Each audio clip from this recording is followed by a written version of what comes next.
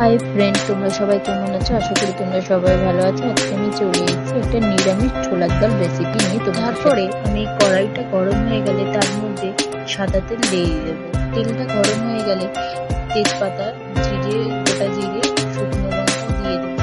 1 চিমটা একটু হলুদ দিয়ে দেবো। দিয়ে নিয়ে ফোড়ন দেওয়ার পরে এর মধ্যে আদা বাটা দিয়ে দিলাম, হলুদ গুঁড়ো, জিরের গুঁড়ো, ধনিয়া গুঁড়া, লঙ্কার গুঁড়ো আর পরিমাণ মতো লবণ দিয়ে দিলাম। দিয়ে ভালো করে কষে নেওয়ার পরে করে রাখা ছোলার ডালটাও দিয়ে দিলাম।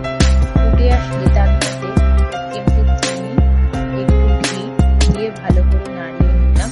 ফুটে যাওয়ার পরে হালকা একটু নামানোর আগে একটু গরম মশলা দিয়ে নামিয়ে নিলাম। দেখে নাও বন্ধুরা, তোমাদের ভিডিওটা কেমন লাগলো সবাই কমেন্টে প্লিজ জানিও। আজকের মতো এখানেই শেষ করলাম। নেক্সট ভিডিওতে আবার তোমাদের সাথে দেখা হবে। টাটা বন্ধুরা, সবাই ভালো থেকো।